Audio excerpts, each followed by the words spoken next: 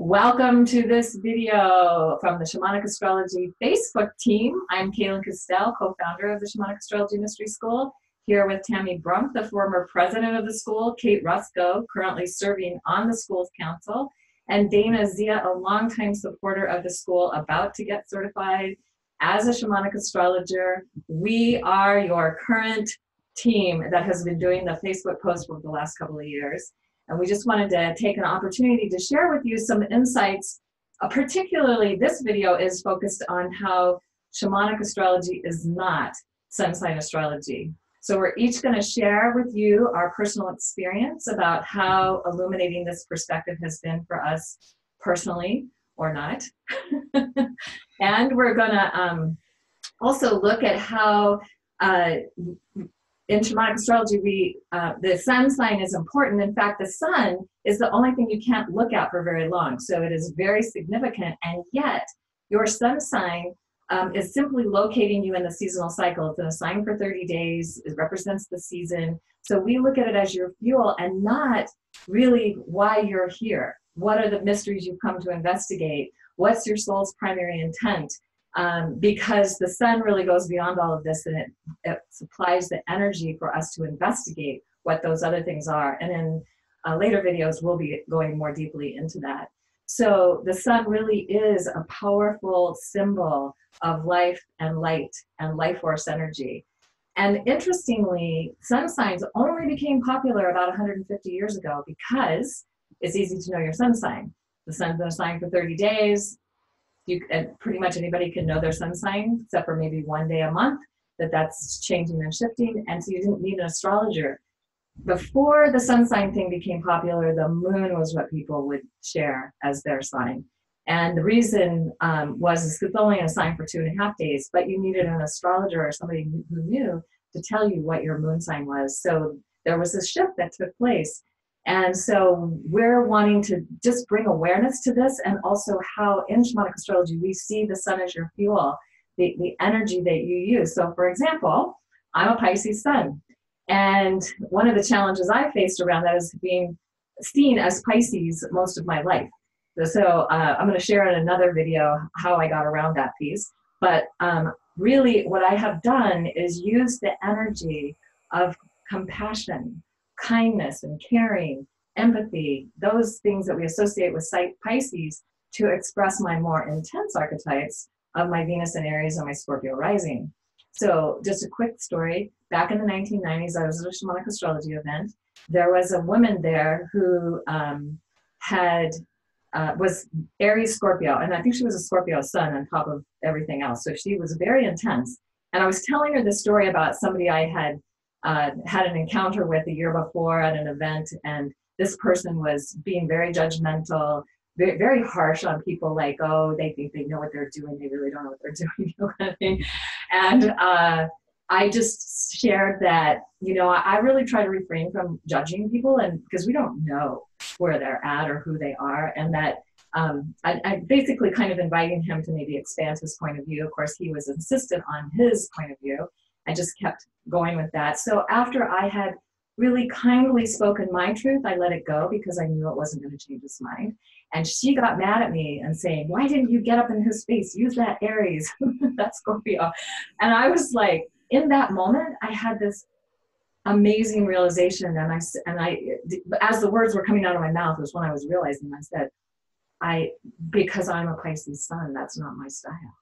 And I realized that my Aries and Scorpio was going to always be influenced by how I did how I was burning that fuel. So we're going to have additional videos. We'll talk more about these pieces, these stories, and now I'm going to turn it over to Kate to tell her story about how she experiences her sun. Yeah, hi. So I am a Virgo sun, and I want to share about the fact that most of what's presented in mainstream astrology is actually the shadow of the sun sign. And the sun sign that probably gets the most shadow is Virgo. I got to the point where I didn't even want to tell people that I had a Virgo sun, because I didn't feel that I was this very strict spinster kind of organized, really have to have things done my way kind of person. I mean, my fridge is not alphabetically organized or anything like that. And I thought, wow, first of all, I felt like a deficient Virgo. How could I be this? But then I didn't really appreciate the reactions people would have when I said I was a Virgo. It would be like, oh, my sister-in-law is a Virgo or something like that. It was never just, oh, wow, you're a Virgo. So, it was really great for me to discover the Shamanic Astrology approach to Virgo, which is quite different and views Virgo as the priestess and someone who's involved in sacred work, but also to understand that it didn't describe what I was here to do, because the other parts of my chart are quite different, and a lot of fire in there and a lot of flexibility, creativity. I like to do things on the fly. And Virgo just never really explained that part of my personality. So once I understood that the sun was just a fuel that I add into the rest of my chart. So even though I am kind of a little bit more chaotic, I do really take what I do seriously, and I will get it done, but in my own time, in my own way, and it may be late. It just allowed me to relax and really actually enjoy Virgo, because Virgo is an awesome sign. And my partner also is a moon, Mars, Virgo.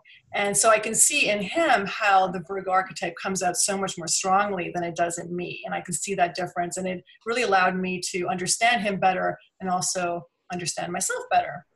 And so we will actually be doing an additional video on how the shadow of the sun signs, or the shadow side of the sun sign, is what's presented in a lot of mainstream astrology. And that might help people feel a little bit better about their own signs. And now I think we're going to Tammy. Awesome. Thank you, Kate. I love that story. So I am a Sagittarius sun sign, and I really also love the way shamanic astrology is not sun sign based. And I find it's very interesting how often people will ask me when they find out I'm an astrologer to guess what their sign is. It happens all the time. It happened just a few days ago, right? I'm this woman, she's like, oh, you're an astrologer, so you should be able to guess. And I'm just like, I have no clue. You could have a ton of Neptune in your chart. You could have this ascendant. You could have your sun sign. Maybe I can sense into that. There's just too much else going on. Now, for me personally, I am one of these individuals who happens to have Sun in Sagittarius, Venus, Mercury, Neptune. So I actually have a great deal of Sagittarius in my chart. And so my whole life that's been projected on me, you're a Sagittarius. And that's kind of worked for me, actually, because my Venus, for example, is also that.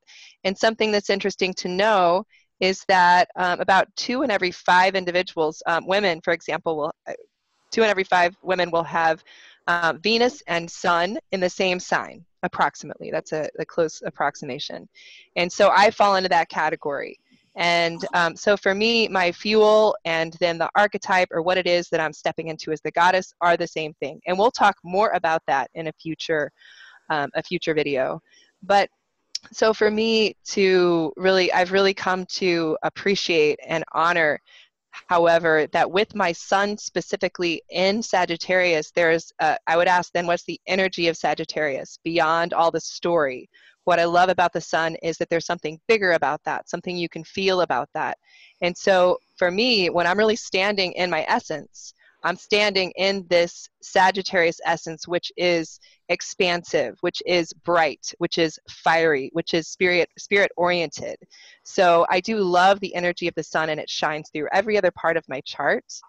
And there's a lot more to who I am, even though I have all these other signs in Sagittarius beyond just the sun sign.